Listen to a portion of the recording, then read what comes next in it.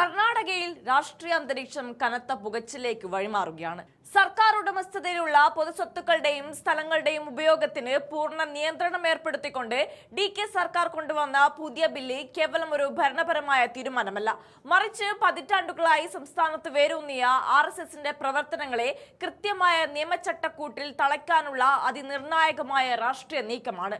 പൊതുമുതൽ സംരക്ഷണം എന്ന പുകമറയ്ക്ക് പിന്നിൽ ഭരണകൂട ശക്തി ഉപയോഗിച്ച് സംഘപരിവാർ പ്രസ്ഥാനങ്ങളുടെ അടിത്തറയിളക്കാൻ ലക്ഷ്യമിടുന്ന ഈ നിയമനിർമ്മാണം സംസ്ഥാനത്ത് വലിയൊരു രാഷ്ട്രീയ ചർച്ചയ്ക്ക് തുടക്കമിട്ടിരിക്കുകയാണ്. നിയമസഭയുടെ നടപ്പ് സമ്മേളനത്തിൽ അവതരിപ്പിക്കാൻ ഉദ്ദേശിക്കുന്ന Karnataka regulation of use of government premises and public property bill 2026 ആഭ്യന്തരമന്ത്രി പ്രിയങ്ക് ഖാർഗെയുടെ നേതൃത്വത്തിലാണ് രൂപകൽപ്പന ചെയ്തിരിക്കുന്നത്. മുൻപ് സർക്കാർ പുറപ്പെടുവിച്ച ഒരു ഓർഡിനൻസിന് പകരമായാണ് ഈ പുതിയ ബില്ല് സഭയിലെത്തുന്നത്.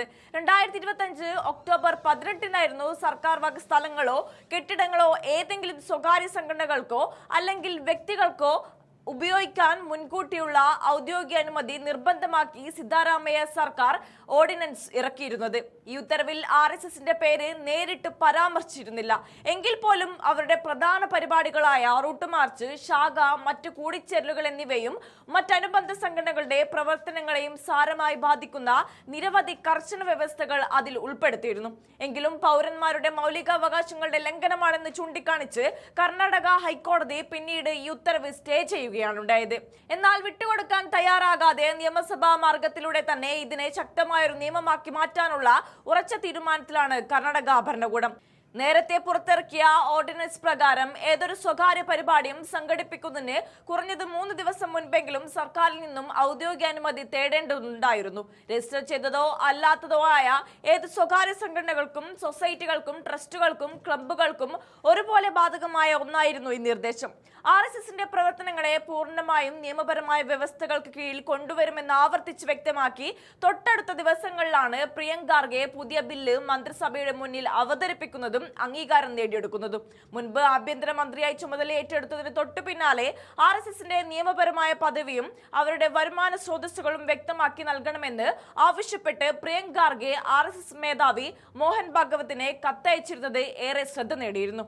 ഈ സംഭവ വികാസങ്ങളുടെ തുടർച്ചയാണ് പുതിയ ബില്ലിന്റെ വരവിനെ എല്ലാവരും ഉറ്റുനോക്കുന്നത്. അതേസമയം സർക്കാരിന്റെ ഈ നീക്കം ഏതെങ്കിലും പ്രത്യേക രാഷ്ട്രീയ പാർട്ടിക്കോ സംഘടനയ്ക്കോ എതിരല്ല എന്നാണ് മുഖ്യമന്ത്രി DK ശിവകുമാർ മാധ്യമങ്ങളോട് വ്യക്തമാക്കിയത്. ആരൊക്കെയാണെങ്കിലും ഏത് പരിപാടി നടത്തണമെങ്കിലും സർക്കാരിന്റെ മുൻകൂർ അനുമതി നിർബന്ധമാണെന്നും ഇത് ബംഗളൂരു നഗരത്തിലായാലും സംസ്ഥാനത്തിന്റെ മറ്റേതൊരു ഭാഗത്തായാലും ഒരുപോലെ ബാധകമായിരിക്കുമെന്നും അദ്ദേഹം കൂട്ടിച്ചേർത്തു.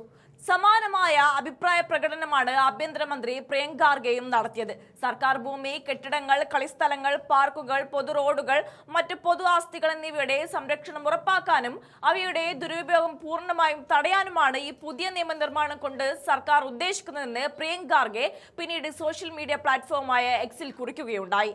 ഒരു വ്യക്തമായ നിയമപരമായ ചട്ടക്കൂട് നിർമ്മിക്കുക മാത്രമാണ് തങ്ങളുടെ ആത്യന്തിക ലക്ഷ്യമെന്നും ഇത് ഏതെങ്കിലും ഒരു പ്രത്യേക സ്ഥാപനത്തെയോ സംഘടനയോ ക്ലബിനെയോ യൂണിയനെയോ NGO തടയാൻ വേണ്ടി മാത്രമാണുള്ളതാണെന്ന് എല്ലാവരും കരുതുന്നത് എന്തുകൊണ്ടാണെന്ന് തനിക്ക് മനസ്സിലാകുന്നില്ലെന്നും അദ്ദേഹം അതിലൂടെ ചോദ്യമുയർത്തി.